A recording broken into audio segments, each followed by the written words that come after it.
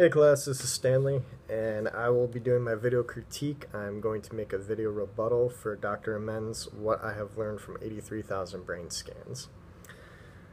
And he seemed to use a correspondence theory, saying that, hey, he's done 83,000 brain scans, used a dozen examples, so therefore it must be true.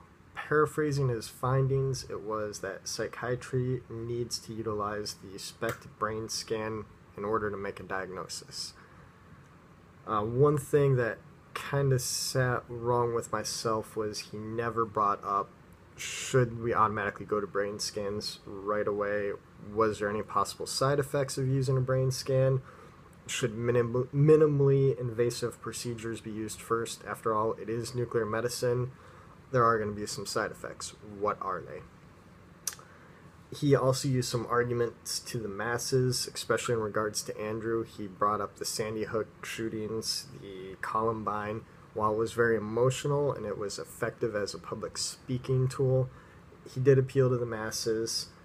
And what would necessarily, make the fact that Andrew was going to become violent, become another school mass shooting? I also felt that he used sweeping generalizations specifically against psychiatrists. At one point, he said that all psychiatrists were against SPECT brain scans. I don't necessarily think that would be the case. Would all psychiatrists? After all, he was one himself.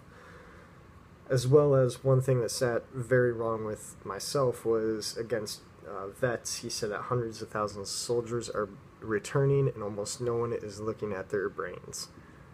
I myself am a vet, as well as I am doing a long-term study with the University of Texas at Dallas. In fact, during this deployment, I'm currently deployed right now, behind you is Northwest Africa. But one of the doctor's books as part of the study is Make Your Brain Smarter.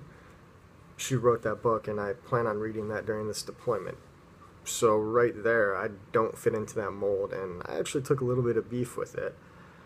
Just because you're a vet doesn't automatically mean that you have a brain problem. So I did think that he used a lot of good public speaking tools, terms. However, I did feel as far as critical thinking that there were some gaps. Anyway, I'm really interested to hear what the rest of the class has to say, especially there are a few other veterans in the class, and I'd be interested to see what you have to say. Anyway, take care and look forward to it. Bye.